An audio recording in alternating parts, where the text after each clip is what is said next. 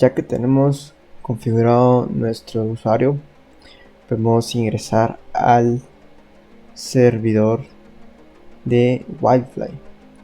En este caso tenemos configurado el puerto 9990, que es el puerto por default, y vamos a, ya dentro del logueo podemos confirmar que tenemos el servidor levantado. Vamos a continuar revisando el tema de las configuraciones, que lo tenemos por acá. Dentro de las configuraciones tenemos distintas capacidades que nos ofrece este administrador. Tenemos el tema de batch, de core management. También tenemos lo que es web service. Tenemos el controlador de peticiones. En esta oportunidad vamos a ver la opción de Data Source and Drivers, que es una opción muy importante para las fuentes de datos o las conexiones a las bases de datos. Vamos a ejemplificar una conexión a la base de datos de MySQL. Para ello primero tenemos que tener levantado un servidor de MySQL y crear un usuario y una base de datos. En este ejemplo vamos a utilizar la base de datos tienda. De seguido necesitamos revisar las configuraciones para el servidor. Lo primero que tenemos que tener es el JRE instalado, ¿verdad?, en el servidor donde está ejecutando Wi-Fi, y necesitamos realizar la configuración en las siguientes carpetas. Vamos a ir a la carpeta donde tenemos el servidor.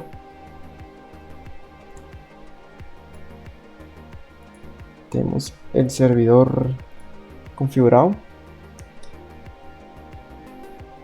En el disco C vamos a ir a la carpeta de módulos, Systems, Layers, Base, Com, y aquí obtenemos pues todos nuestros drivers para la configuración. En este caso vamos a crear una carpeta que se llama MySQL, la creamos y dentro de ella vamos a crear la carpeta llamada driver.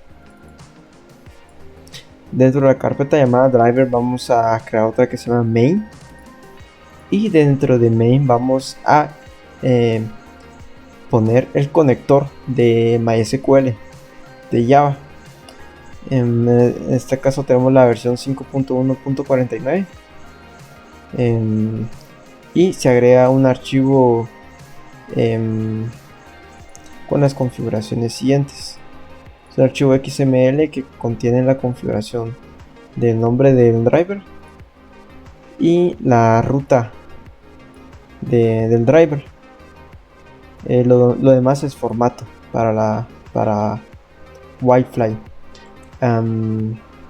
Seguido de esto necesitamos realizar una configuración en el siguiente archivo que está en la carpeta principal de bin, y lo encontramos en standalone XML.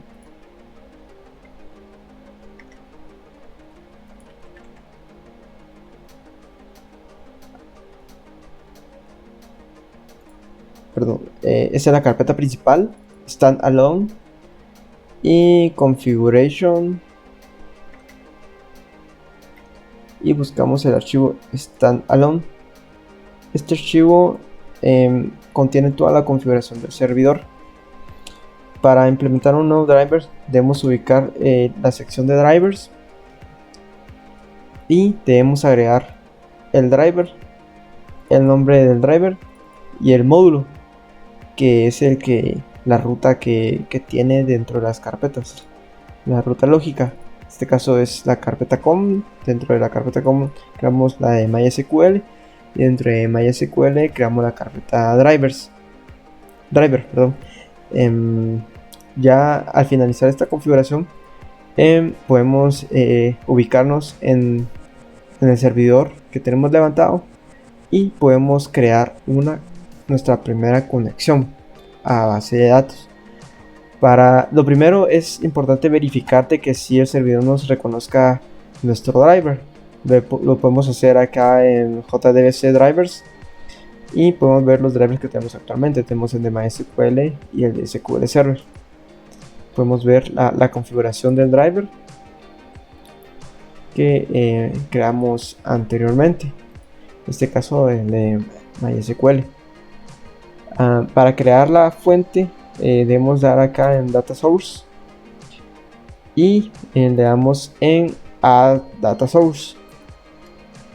Seleccionamos el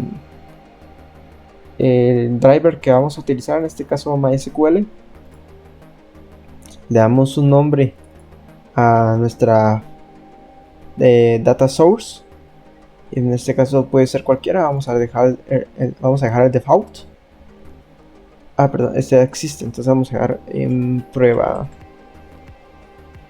video.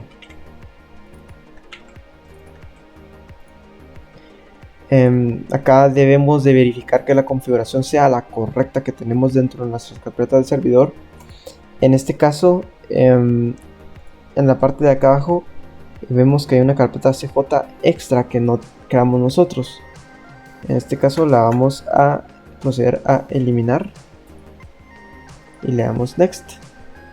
Necesitamos en esta parte se crea la URL de la conexión para el conector de MySQL y ponemos el nombre de nuestra base de datos que anteriormente mostré que ya tiene.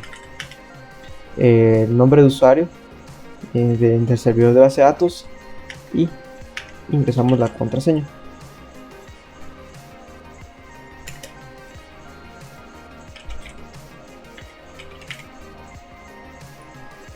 Luego realizamos un testeo de nuestra conexión y podemos verificar que ha salido satisfactoriamente.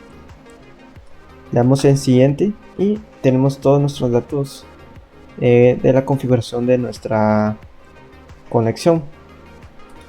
Al finalizar la almacenamos y esta conexión se registra en nuestro archivo de standalone, que es el que configura nuestro servidor al reiniciarlo o al iniciarlo.